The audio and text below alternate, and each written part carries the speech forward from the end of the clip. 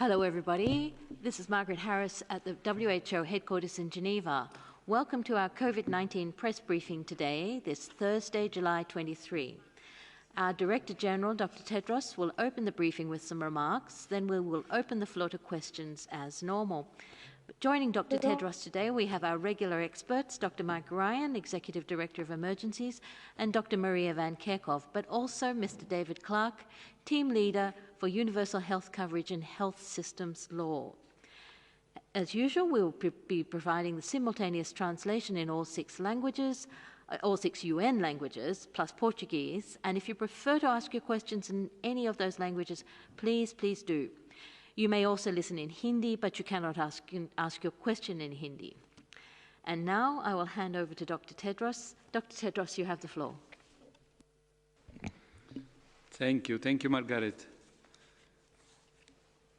Good morning, good afternoon, and good evening.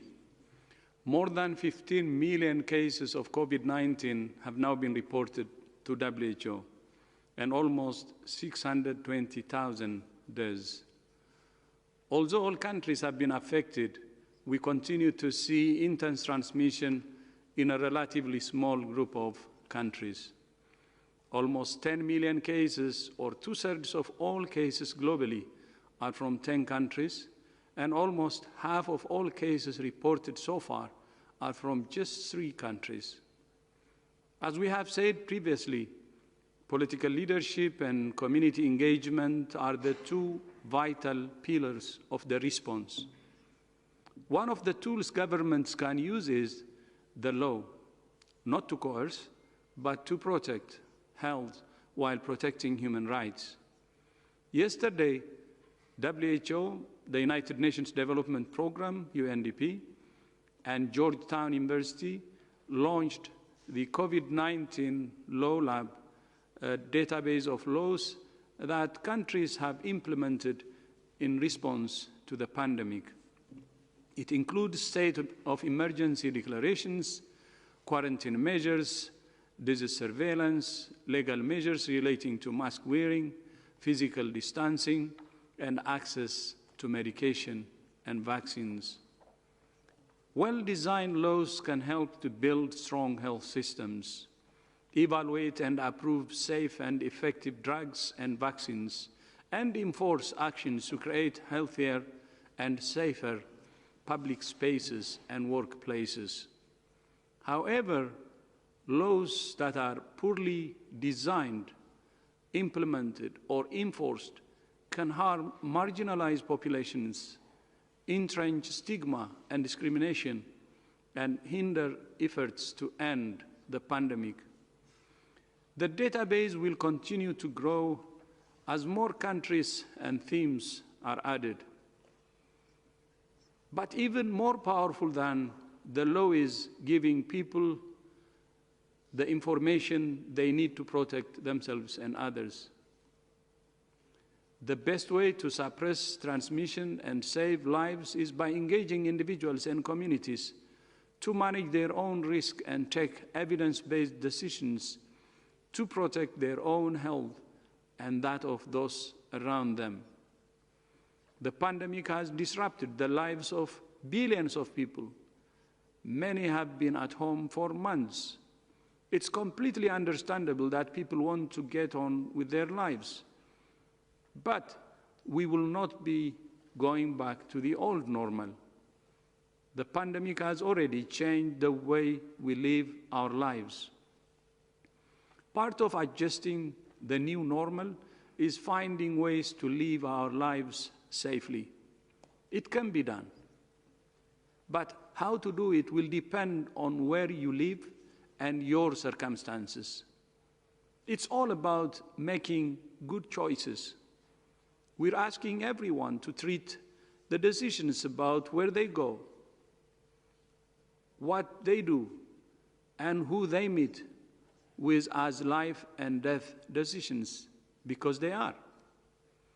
It may not be your life, but your choices could be the difference between life and death for someone you love, or for a complete stranger. In recent weeks, we have seen outbreaks associated with nightclubs and other social gatherings, even in places where transmission had been suppressed. We must remember that most people are still susceptible to this virus. As long as it's circulating, everyone is at risk. Just because cases might be at a low level where you live, that doesn't make it safe to let down your guard. Don't expect someone else to keep you safe. We all have a part to play in protecting ourselves and one another. First, know your situation. Do you know how many cases were reported where you live yesterday? Do you know where to find that information? Second, do you know how to minimize your exposure? Are you being careful to keep at least 1 meter from others? Are you still cleaning your hands regularly? Are you following the advice of your local authorities? No matter where you live or how old you are, you can be a leader in your community, not just to defeat the pandemic, but to build back better. In recent years, we have seen young people leading grassroots movements for climate change and racial equality. Now, we need young people to start a global movement for health, for a world in which health is a human right, not a privilege. I thank you. Thank you, Dr. Tedros. I will now open the floor for questions. I will remind you that, as usual, please just one question per person, as we have huge numbers of journalists and limited time. Most of you know this already, but those here for the first time, please use the raise your hand icon to ask a question. Now I will go to the many people lining up for questions. The first one is from Jamie Keaton, Associated Press. Jamie, please unmute yourself and ask your question. Good afternoon. Thank you very much. Actually, my question ties into what Dr. Tedros had just mentioned about governments and laws and whatnot. My question has to do with how worried you are about the mixed messages that we're getting from governments about mandatory, but ultimately voluntary quarantines, and how important is it that people respect them? Is there any evidence that people ignoring these quarantines has increased case counts? And just as a final on that, if I understand correctly, your last recommendations on quarantines date from March 19th. I'm just wondering if you're planning on updating those at all soon. Thanks.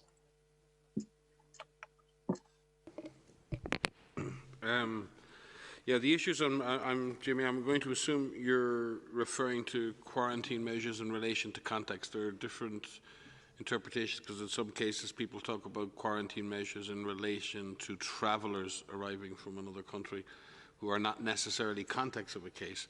And then there's quarantine for people who are documented contacts of cases. In the case of contacts of confirmed cases, WHO's recommendation is that all such contacts should be quarantined for a period of 14 days. That quarantine can occur in a facility, or it can occur in the person's home, as long as there's an appropriate way for that individual to isolate themselves from others who are not designated as contacts. We do believe, and Maria may speak to some of the evidence on this, in countries that have been successful in implementing that have made a lot of progress, especially in shutting down, and you see as with shutting down of clusters in particular. It's not so obvious in the middle of community transmission, as it takes time for that impact to occur, but we've seen some pretty intense clusters of cases shut down fairly quickly when quarantine has been implemented successfully in contacts.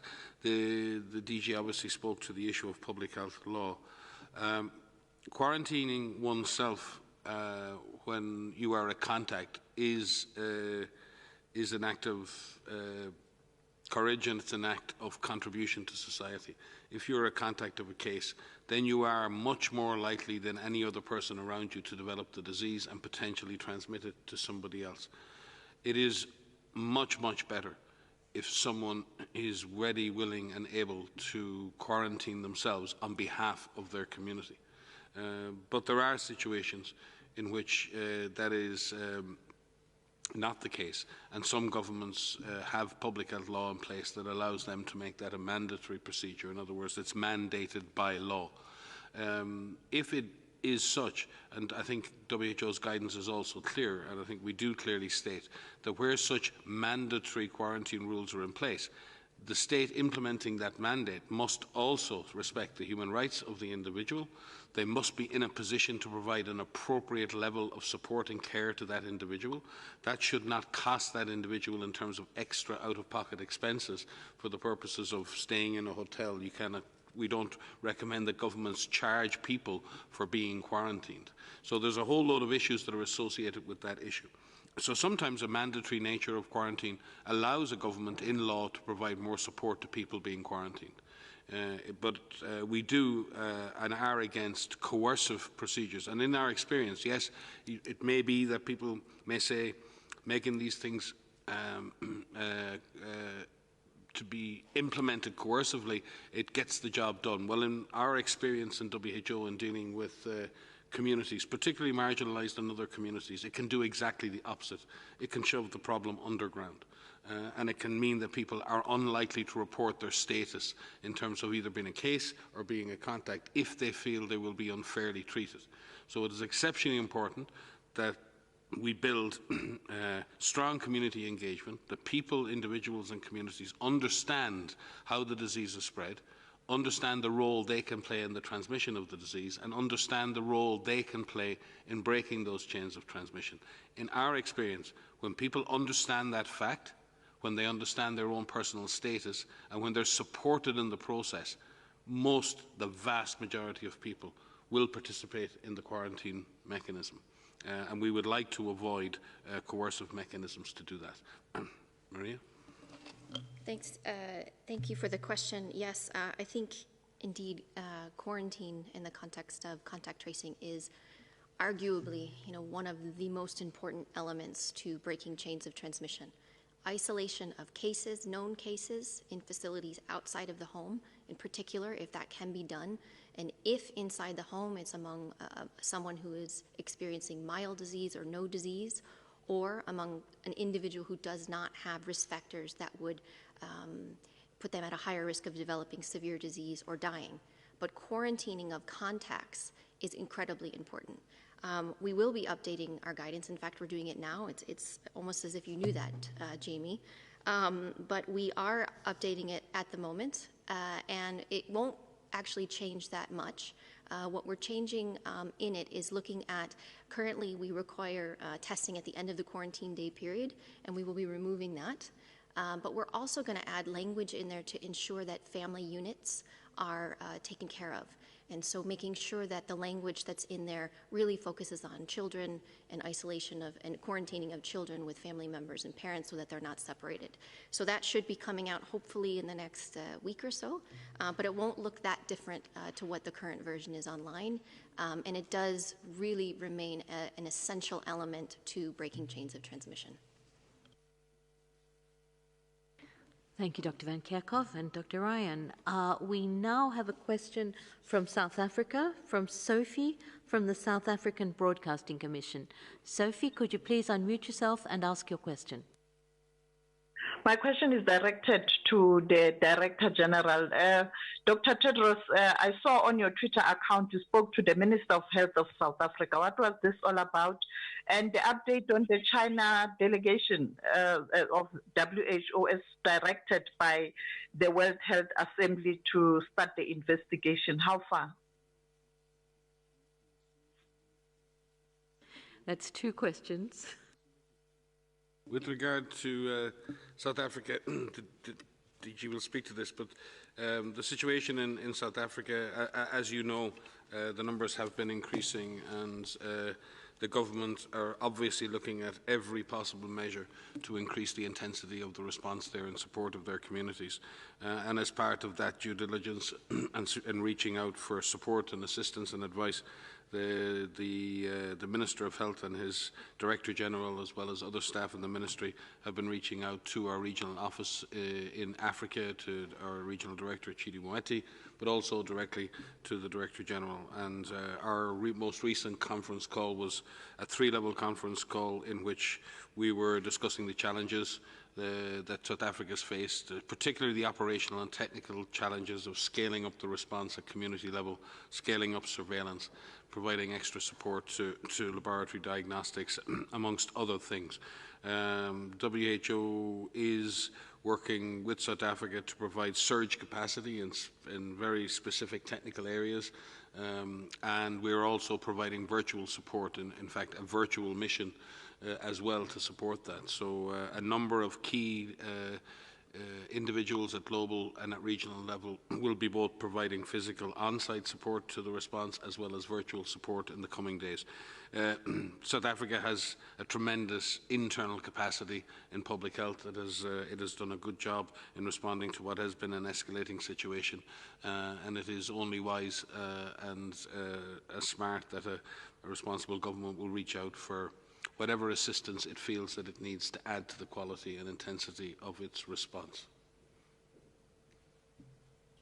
And oh yeah, on the mission, yeah, well, yes, well, I'm not quite sure if they're there yet, but our small team is hopefully on its way to Beijing, or will be very, very soon.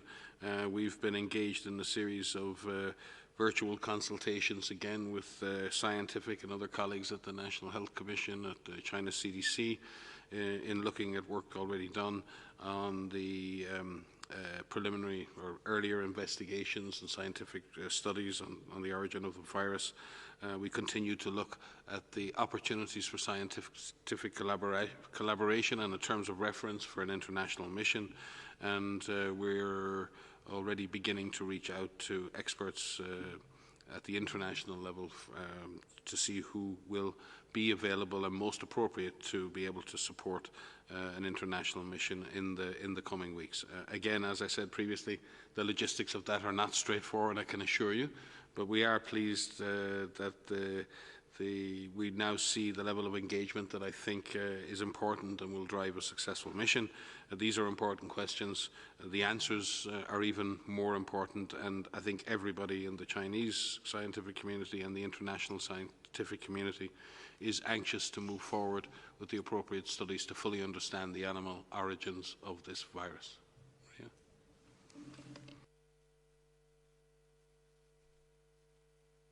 Thank you. Dr. Tedros, did you want to say anything more about South Africa or no? You want me to say more? Okay. Sophie. No, thank you, Sophie. I think Mike had covered it very well. We had a very productive meeting with His Excellency Minister Zweli, Minister Zweli, my brother. You know, we have been interacting all along. This is, you know, a regular contact, and we have agreed to boost our cooperation. And as Mike said, all levels participated from our country office, regional and headquarters. And we will increase the frequency of our engagement. And based on some of the requests that South Africa has already done. So we will intensify our cooperation, and I hope to make progress in controlling the pandemic. Thank you. Thank you, Dr. Tedros. The next question comes from Morocco, from Monsieur, and I apologize if I get your name wrong, El Bouktawi, from MAP Morocco. Please unmute yourself and ask your question.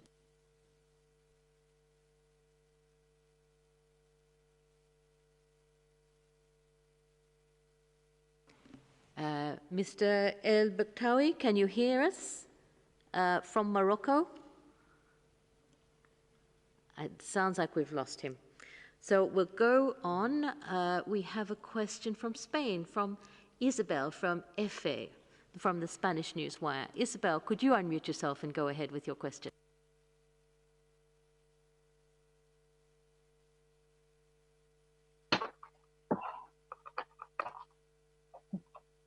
Do you hear me? Very well. Please proceed.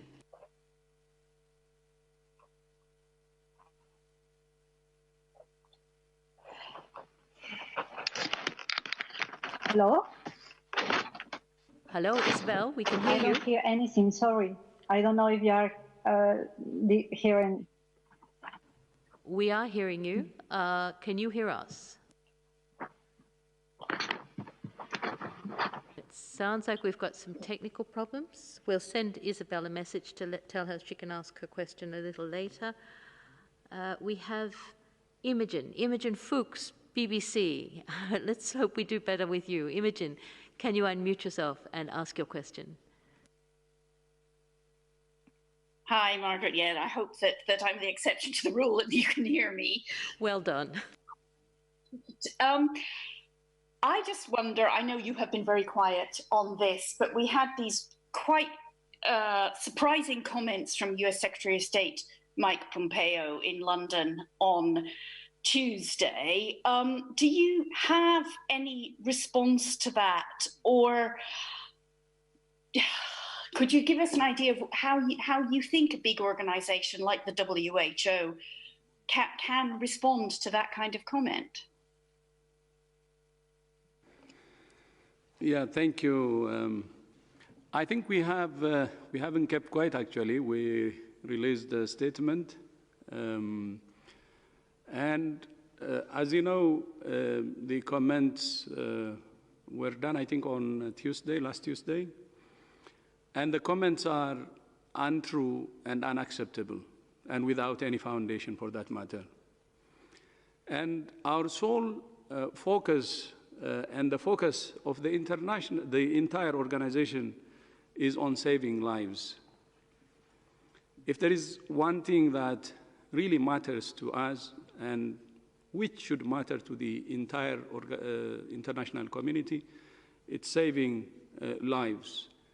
And WHO will not be distracted by these comments, and we don't want the international community also to be distracted. As you know, one of the greatest threats we face continues to be the politicization of the pandemic. COVID-19 does not respect borders, ideologies, or political parties. And I have said it many times, COVID politics should be quarantined. And I'm appealing again to all nations to work together. Politics and partisanship have made things worse. So what is very important is science, solutions, and solidarity. But I repeat, the allegations are untrue and without any foundation. Thank you.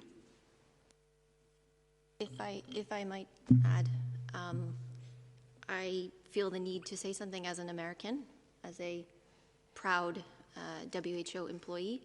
I have had the honor and privilege to sit next to Dr. Tedros and Dr. Mike Ryan for I don't know how many days since the beginning of this pandemic, and I have never been more proud to be WHO.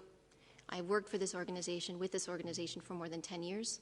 We have dedicated staff in all of our regions and in countries working all over the world. We have partners that continue to work with us and engage with us, and I am particularly grateful for those that continue to show their support for us. But I see firsthand every day the work that Dr. Tedros does, that Mike does, that our teams do all over the world. We are firmly focused on saving lives, as Dr. Tedros has said, firmly focused. We will not be distracted, and that is what we remain, and we will continue to remain focused on.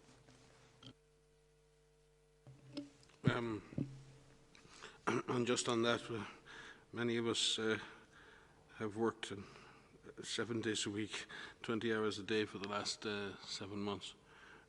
Everything we think, everything we do is focused on trying to save lives.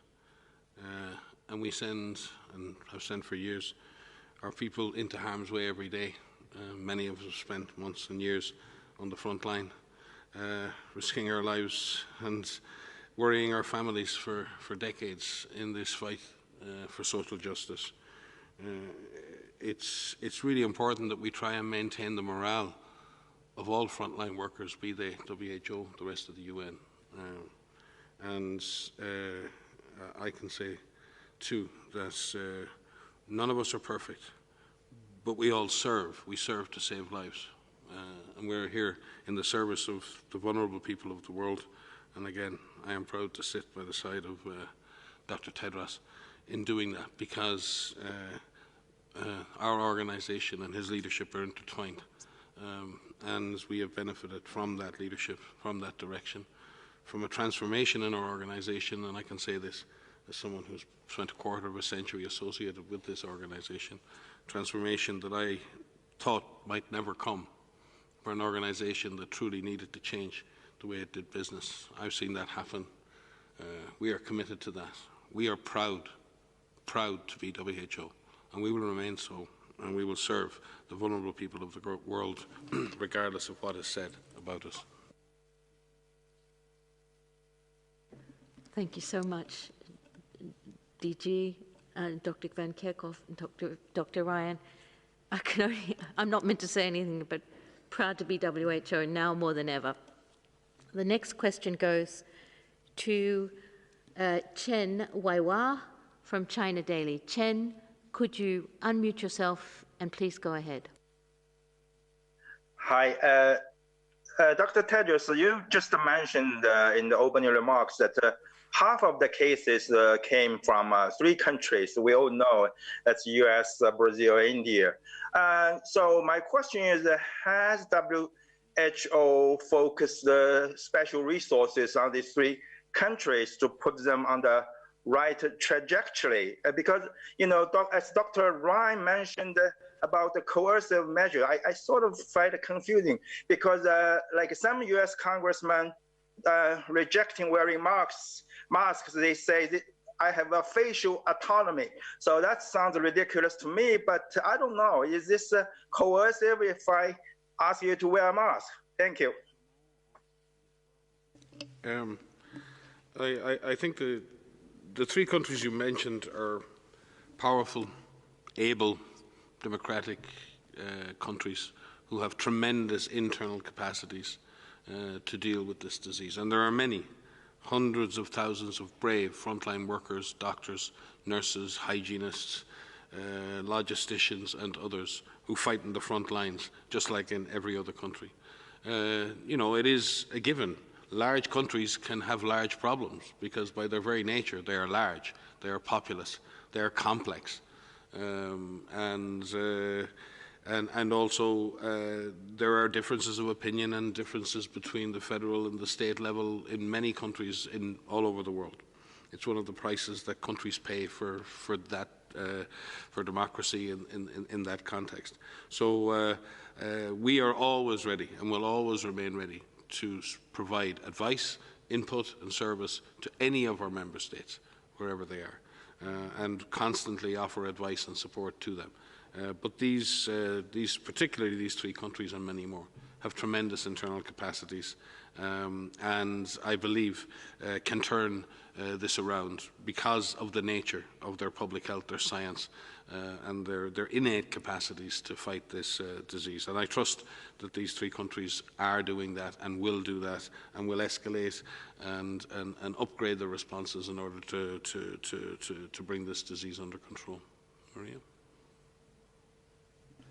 And just to add on the legal topic, one of the reasons that we've set up this new law lab is to help countries to better understand how they can legislate for the response. As Dr. Ryan said, it's a matter of balance between making sure that people voluntarily work with us to make sure that we save lives. But in cases where legislation is necessary, we're trying to provide countries with good advice about what good legislation looks like. that will help those countries to deal with things like the compulsory wearing of masks in appropriate circumstances and to deal with quarantine in appropriate circumstances. And that's where the legal lab comes in, to help countries to better understand what other countries are doing and to share information about how they can make appropriate laws which follow WHO guidelines and help save lives. If I could just briefly add to say that, to supplement what Mike has said, that, we stand ready to support all countries everywhere. I think many people, certainly in my friends and family, perhaps thought we were here really to support maybe lower income countries or lower resourced countries, but we are here to help all countries. And we work through our regional offices and we work through our country offices to provide support to everyone, everywhere. And I think just a message to say that even in those 3 countries that have the highest numbers of cases right now can be turned around. It can be turned around. And there are tools that all countries have that can do that. It takes tremendous will, it takes tremendous leadership and the work of all people to be part of the solution and to play their role. And what Dr. Tedros was speaking about today in his speech, and what you've heard us say many times, is everyone has a role to play. And so when you are thinking about the steps that you need to take to prevent yourself from getting infected, you're not only protecting yourself, you're protecting others that live around you, that you live with, that you socialize with. So continue to practice physical distancing, continue to clean your hands, continue to adhere to the recommendations that are put in place for your safety. Continue to know where that virus is and learn everything you can about this virus, because as we do every day, we're learning something every day. And some of our guidance may be adapted. Some of the guidance and recommendations in your area may be adapted based on that current situation. So keep yourself well informed about how you can protect yourself, your family, and your community. Margaret, I just may add too that WHO's regional office for the Southeast Asia is based in Delhi under the leadership of Dr. Poonam Singh, who herself is Indian, and one of our largest country offices in the world is actually in India and works very closely with the Indian government. Similarly, one of our strongest offices in the Americas is in Brazil, and we work with both the federal and state level and have worked together very successfully on the management of dengue, yellow fever and other diseases. So those countries are intertwined with us. Obviously, the United States is not in need of our assistance most of the time, but certainly the US, and I've said this before, the US government is deeply, and its institutions, particularly its scientific institutions, are deeply entwined with global health and providing strong scientific and public health input to so many global health agendas over the last 10 or 20 years. So these countries are not only important in the COVID response, but each of them has a tremendous contribution to make at the global level. And it is a time when we do need global leadership, and large countries in regions very often set a standard for others. They set an example, and other countries follow. And people look to India, people look to Brazil, people look to the United States for leadership, for examples, for ways of doing business.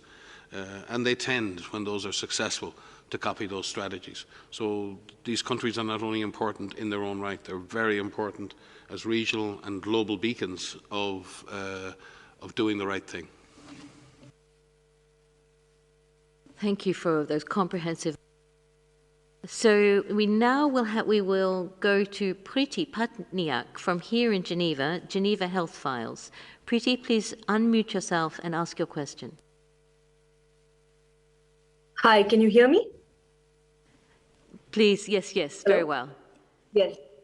Yes, my question is basically, I wanted to find out whether WHO is concerned about the lukewarm response it has received for the COVID-19 tech pool.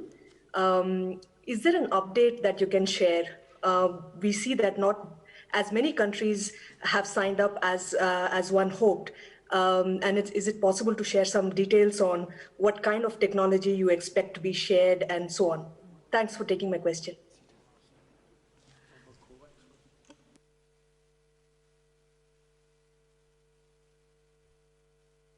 The Costa Rican initiative, yes.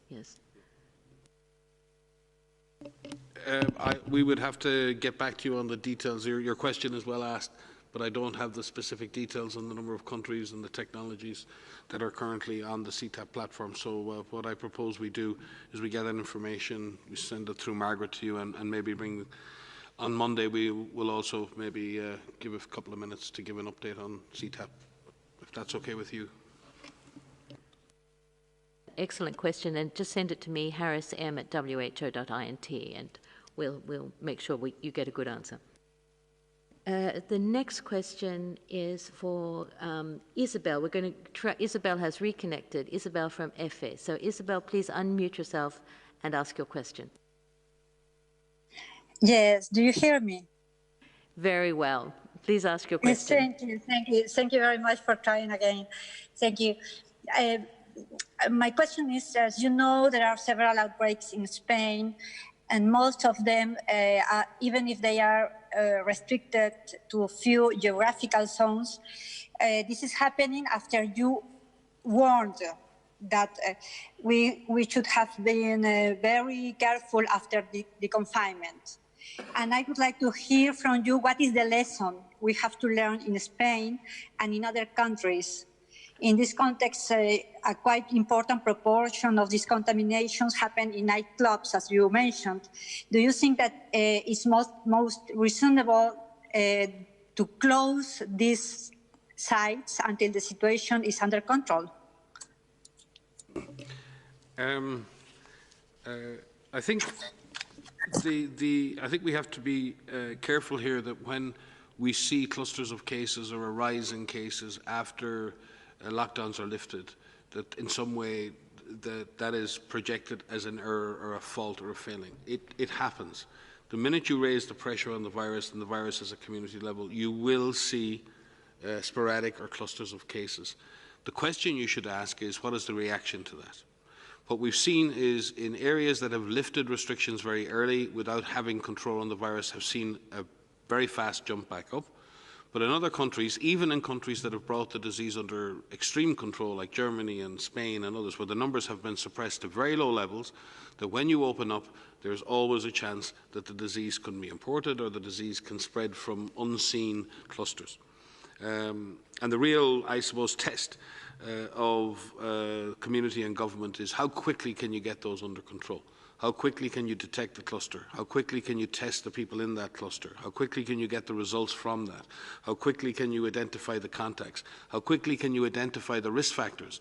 Was the risk factor a nightclub? Was the risk factor a mass gathering? What do you need to do at the community level to prevent that happening again? Do you need to implement some local movement restrictions?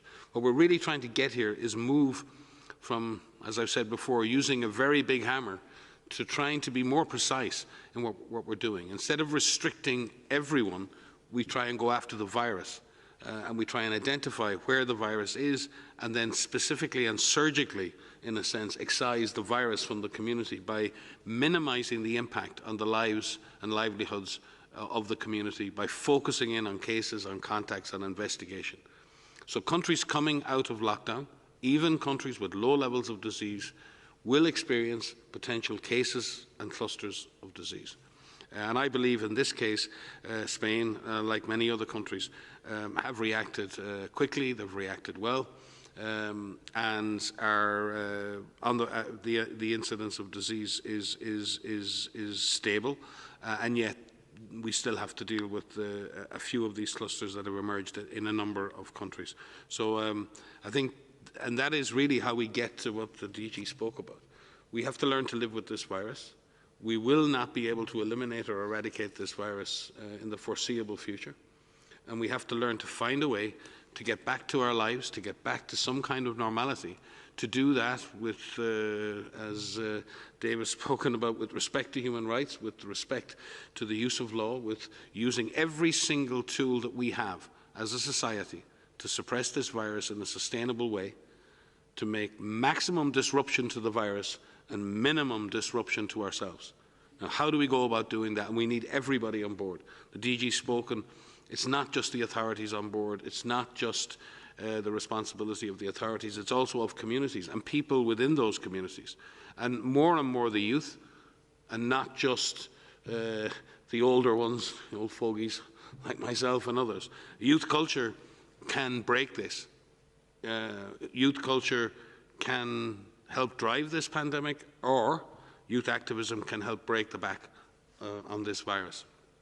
And going to the issue then of closing sites, everything about gathering is related to the background incidence of the disease in the community. If there is no disease in the community, then it's safe to re-engage in normal activities.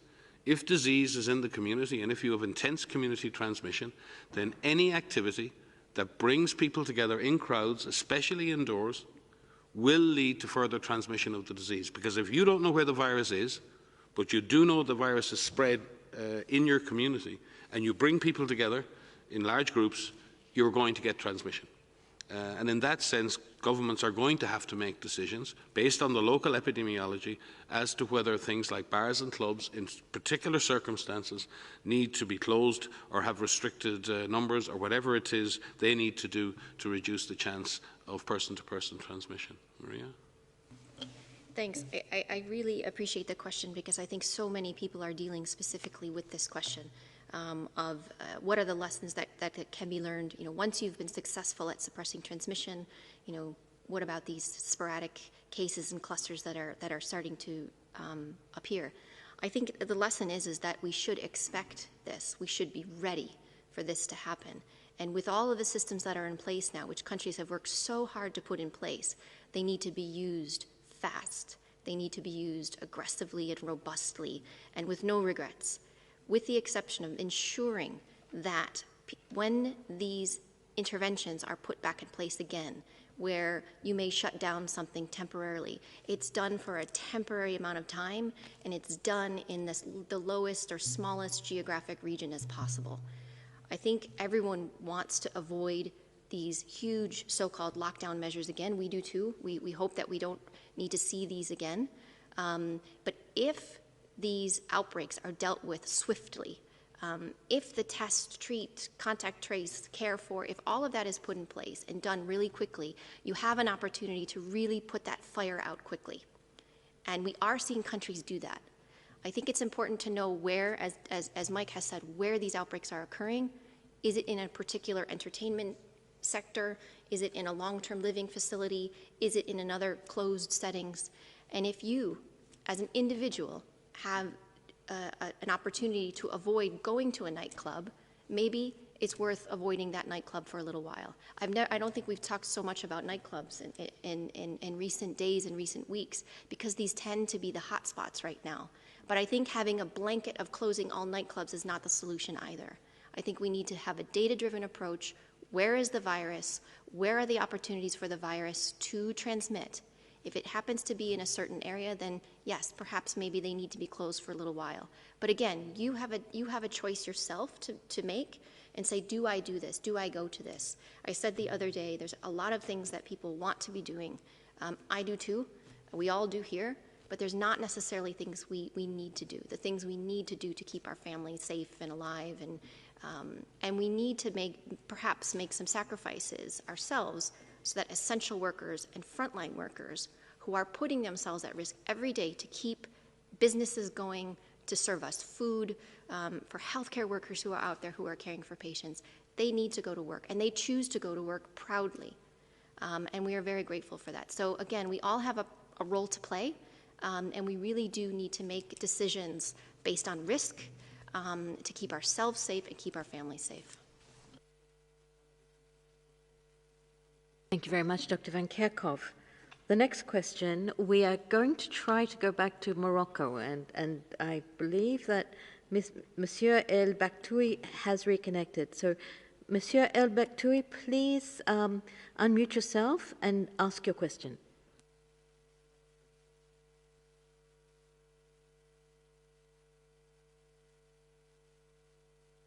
Looks like we're out of luck today. We have come up to the 6 o'clock. We've come up to the end of the hour. So I'll close this press conference, but of course I will hand it over to the Director General for final words. Thank you. Thank you, Margaret. Thank you to all who have joined us today. and see you on Monday in our next presser. So thank you again.